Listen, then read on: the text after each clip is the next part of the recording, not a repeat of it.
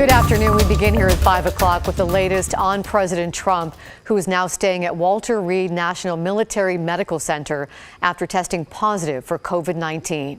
He gave a thumbs up as he boarded Marine One in his first public appearance since the announcement that both he and First Lady Melania Trump have the virus. The White House says the president has mild symptoms and is fatigued, but in good spirits. The move to the hospital is precautionary.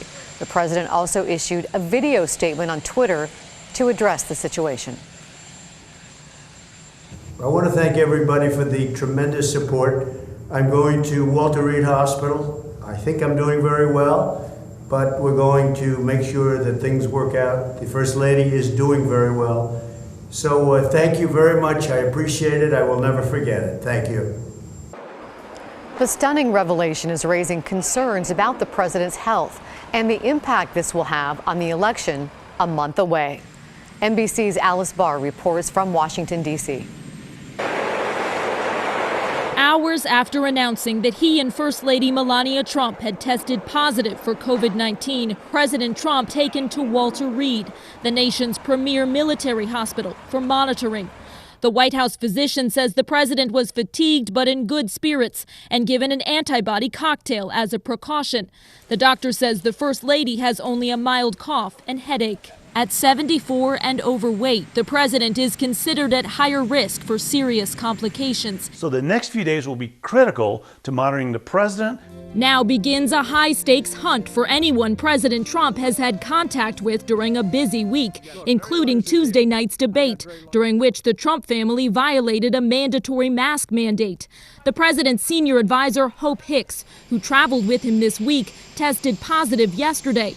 The White House chief of staff saying today they learned of her diagnosis as President Trump was leaving for a New Jersey fundraiser last night. It was deemed safe for the president to go.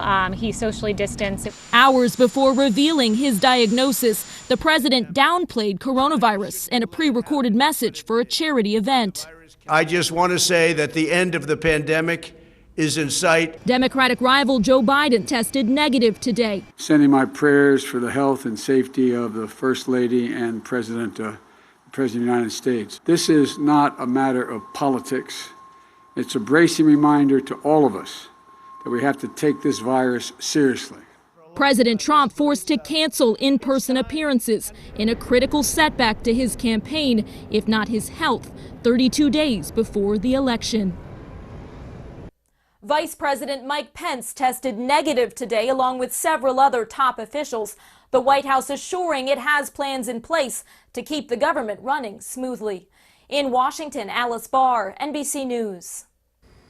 As a result of the president's positive test, Joe Biden's campaign is pulling all negative advertising from their rotation on paid media.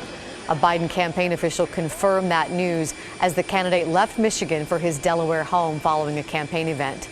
The Biden campaign has vastly outspent Team Trump over the airwaves by $96 million last month alone. A Washington couple says they attended a fundraiser with President Trump yesterday, just hours before he announced the COVID diagnosis. Natalie Workman shared this photo on her Instagram page. This is at Trump National Golf Course in New Jersey. Workman says she and Brandon Dawson sat across from the president. And as you can see, they are not wearing masks. To be clear, we don't know their condition and we have reached out to them but haven't heard back.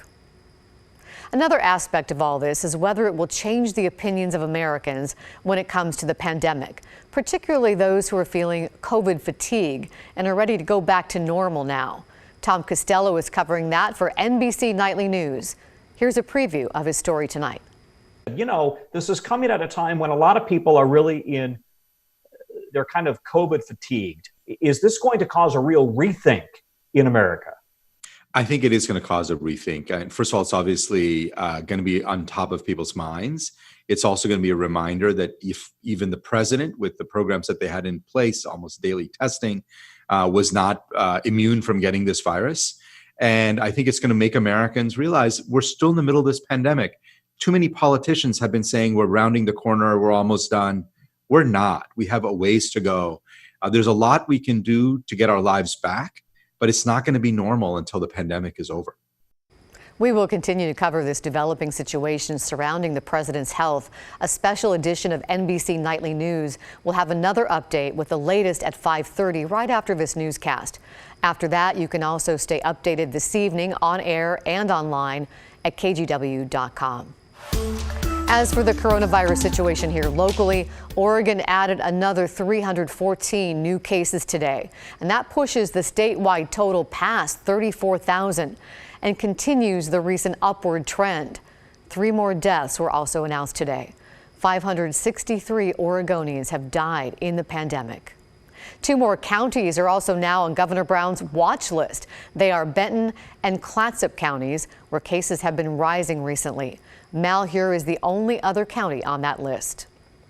We're about a month into distance learning for many of the state's school districts. Today, we checked in with teachers in the Portland area. Many of them face challenges when it comes to new platforms and other technology issues.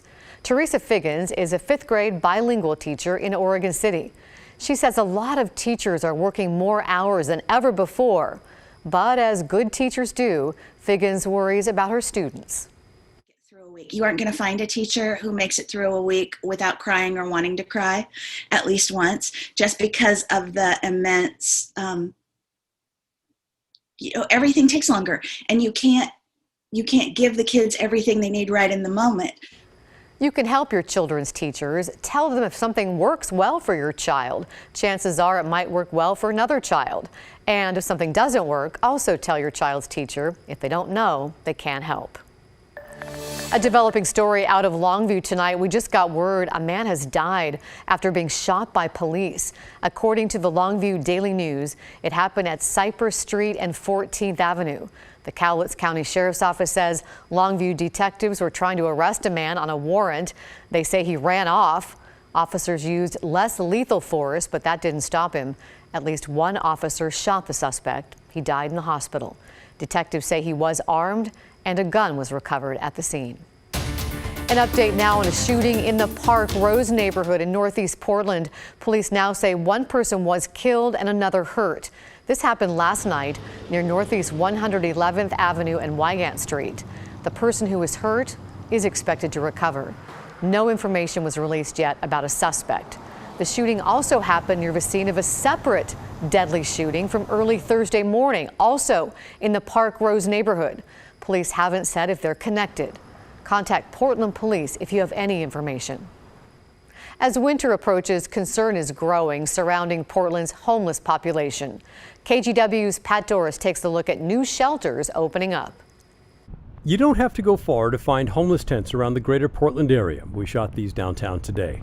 The city and county worked together to open one winter shelter in North Portland, and now they've decided the Mount Scott Community Center will also serve as a winter shelter.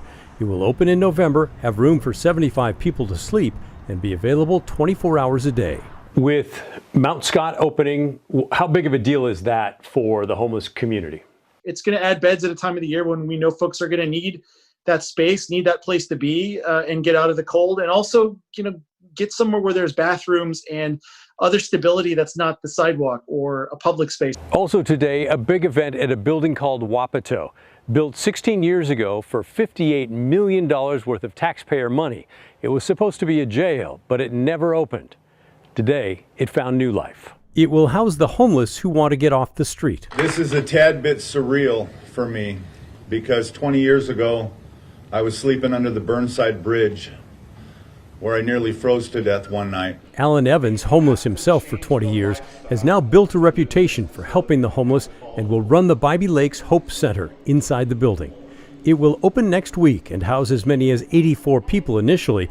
More room will be available in December, and when it's full, the place will hold 500 people who would otherwise be living on the streets of Portland. State Representative Lou Frederick said he counted 6 tents in Northeast Portland walking to the post office today from his home. He said this shows everyone wants to help those in the tents. It's not just a facility, it's a basic concept that we do care. And that is what I'm so pleased about. It shows the state, the city, the businesses, the community, everyone says, yes, we want you better because if you're better, we are all better. Developer Jordan Schnitzer bought Wapato from the county 2 years ago for $5 million. He publicly said he'd tear the place down and build a warehouse. When he talked of helping the homeless instead, the idea ran into heavy opposition. And you know, there were many in the community that said, Wapato, okay, wrong decision, wrong place, wrong building, can't help anyone, not near the library, didn't have Wi-Fi, no books, no transportation. Schnitzer used his connections to get the landscaping donated, philanthropists to kick in money, and he refused to take no for an answer. All of us together, if we have a dream and we come together and we all bring our own talents to it, this can happen. Pat Doris, KGW News.